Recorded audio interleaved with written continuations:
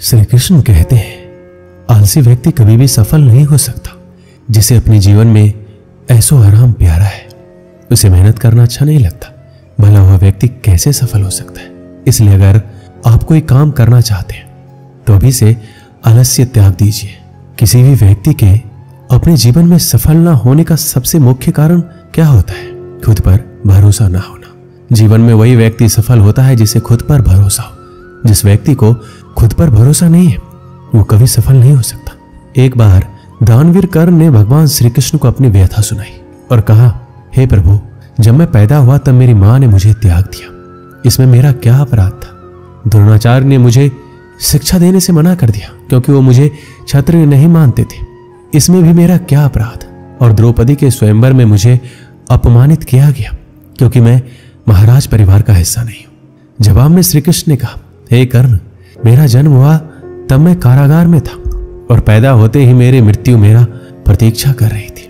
जिस रात मेरा जन्म हुआ उस रात मुझे मेरे माँ बाप से अलग होना पड़ा, जहां पहुंचकर मुझे हर वो काम करना पड़ा जो एक गरीब परिवार में करना पड़ता है। गायों का गोबर हाथ से उठाना। जब मैं चल नहीं सकता था तब मुझ पर प्राणघातक हमले किए गए। मुझे मारने की बार बार कोशिश की गई। ना मेरे पास बचपन में शिक्षा थी, ना ही महल था, ना कोई गुरुकुल था, ना कोई विशाल सेना थी, लेकिन तब भी मेरे मामा मुझे उनका सबसे बड़ा शत्रु मानते थे। मेरा भी जीवन कई चुनौतियों से गुजरा है। ये बात इतना महत्वपूर्ण नहीं है कि जीवन में कितनी बार अपमानित होना पड़ रहा है, पर यह महत्वपूर्ण है कि आप उस अपमान का जवाब कैसे दे रहे हैं। आपके पास ज्ञान है जिसका आप इस्तेमाल कर पा रहे हैं और इन सब चुनौतियों को पार करके कैसे आगे बढ़ते हैं। यह बात सबसे अधिक महत्वपूर्ण है। सब कुछ किताबों से ही सीखने को नहीं मिलता, कुछ मतलबी लोगों से भी बहुत कुछ सीखने को मिलता है। गलती उसी से होती है जो मेहनत से काम करता है। निकम्मों की जिंदगी तो दूसरों की बुराई खोजने में खत्म हो जाती है। इज्जत इंसान की नहीं होती, जोहरत की होती है। जोहरत खत्म, इज्जत खत्म। आज के जमाने में सुखी होना है तो स्वार्थी बनना पड़ेगा। ये हम नहीं, इस युग की सत्य हकीकत है जो हमारे जज्बातों की कदर नहीं कर सकते। उनके पीछे पागल होना प्यार नहीं, बेवकूफी है। हवाएं अगर मौसम का रुख बदल सकती है तो दुआएं भी मुसीबत का पल जरूर बदल सकती है।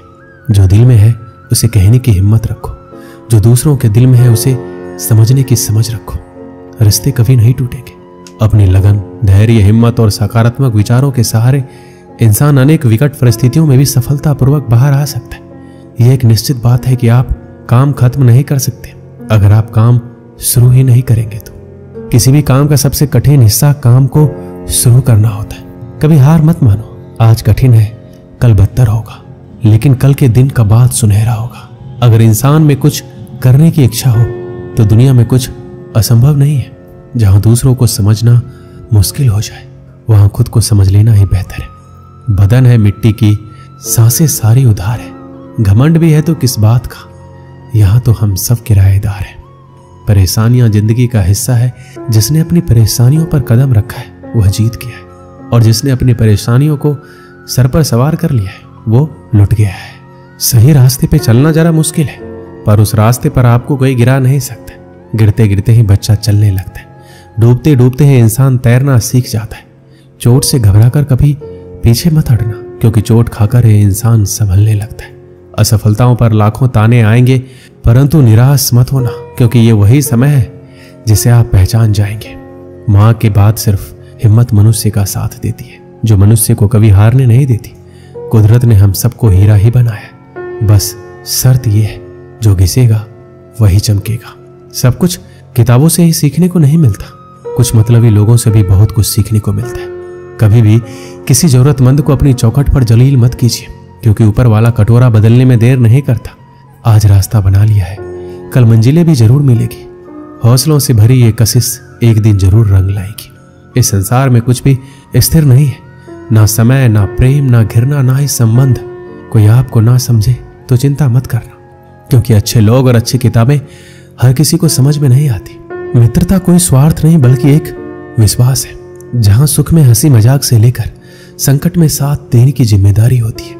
यहाँ झूठे वादे नहीं बल्कि सच्ची कोशिश की जाती है। सच्ची बात बोलने वाला और सही राह पर चलने वाला इंसान हमेशा दुनिया को कड़वा लगता है। प्रशंसा चाहे जितना भी करो, लेकिन अपमान बहुत सोच समझकर करना चाहिए। लगन छोटा सा शब्द है, जिसे लग जाती है उसका जीवन बदल जाता है। जब रिश्ते रुलाने लगे तो उसे नजरअंदाज करना सीखो, जिंदगी बहुत आसान हो जाएगी। दुख आने से पहले ही दुखी होने वाला व्यक्ति आवश्यकता से अधिक दुख भोगता है। असफलताएं जीवन का एक हिस्सा है। अगर आप कभी असफल नहीं होंगे तो आप कभी सीखेंगे ही नहीं, और जब आप सीखेंगे नहीं, परिणाम स्वरूप आप में बदलाव नहीं आएगा और ना ही आप कई चीजें सीख पाएंगे। इसलिए जीवन में असफलताएं बहुत महत्वपूर्ण है। वक्त से लड़कर जो नसीब बदल दे, इंसान वही जो तकदीर बदल दे। कल क्या होगा कभी मत सोचो, क्या पता कल खुद अपनी तस्वीर बदल दे। श्री कृष्ण कहते हैं, इंसान के बर्बाद होने के 5 कारण हैं: नींद, गुस्सा, डर, थकान और काम टालने की आदत। सफलता खुशी की चाबी नहीं है, खुशी सफलता की चाबी है। आप जो कर रहे हैं उससे अगर आप प्यार करते हो तो आप जरूर सफल होंगे।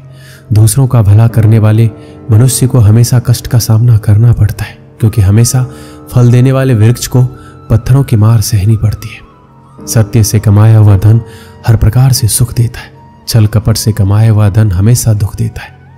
एक समझदार व्यक्ति वही है जो दूसरों को देखकर उसकी विशेषता को सीखता है, उससे तुलना और ईर्ष्या नहीं करता।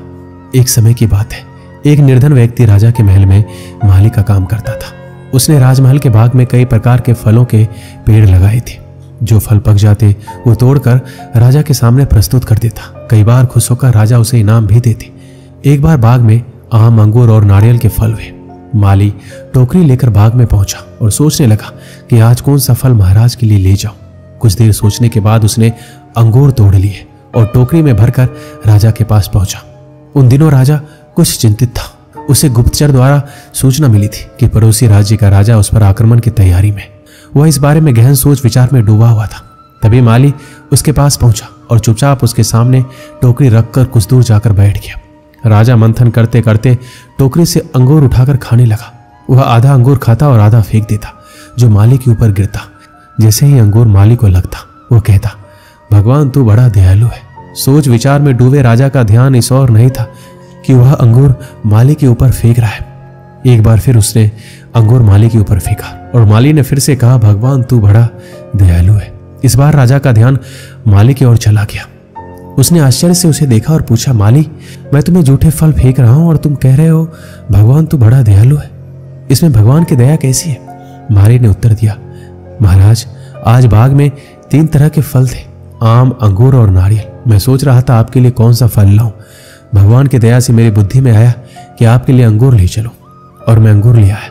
यदि मैं आम और नारियल ले आता तो सोचिए मेरा क्या हाल होता। इसलिए मैं कह रहा हूं कि भगवान बड़ा दयालु है। राजा माली का उत्तर सोचने लगा कि वह व्यर्थ में चिंतित है। भगवान की दया से उसे समय रहते पड़ोसी राज्य के राजा के पहले से ही हुई योजना का पता चल गया है। इससे उसे अपने राज्य की रक्षा की तैयारी का पर्याप्त समय मिल गया है। उसने भगवान को धन्यवाद दिया और राज्य की रक्षा की तैयारी में जुट गया। जब युद्ध हुआ तो उसमें उसकी विजय हुई और उसने अपना राज्य बचा लिया। इस कहानी से हमें क्या सीख मिलती है? समय का चक्र ऐसा ही है, कभी अच्छा समय आएगा तो कभी बुरा। अच्छे समय में हम भगवान को धन्यवाद देना भूल जाते हैं और बुरे समय में शिकायत करने लग जाते हैं, जबकि आवश्यकता है अच्छे समय के लिए हम भगवान का धन्यवाद करें और बुरे समय के लिए आभार व्यक्त करें कि हमें हर परिस्थितियों का सामना करने के लिए ही वह हमारे सामने वो परिस्थितियां उत्पन्न की है। छोटी छोटी परेशानियों का सामना करके हम बड़ी मुसीबतों का सामना करने योग्य बन पाएंगे। इसलिए जीवन में आने वाली छोटी छोटी समस्याओं से घबराएं नहीं, सकारात्मक रहकर समस्या के निवारण के बारे में चिंतन करें, योजना बनाएं और निवारण में जुट जाएं। बुरी परिस्थितियां आपकी दृढ़ता की परीक्षा है। ऐसे समय में टूटे नहीं, ये साबित कर दें कि आप हर परिस्थितियों का सामना कर सकते हैं, उससे उबर सकते हैं और जीवन में आगे बढ़ सकते हैं। जीवन की उबड़ खाबड़ डगर पर चलकर ही आप दृढ़ और मजबूत इंसान के तौर पर खड़े हो पाएंगे। दोस्तों, इस वीडियो में बस इतना ही। मिलते हैं अगली वीडियो में। अपना ख्याल रखिएगा। जय श्री कृष्ण।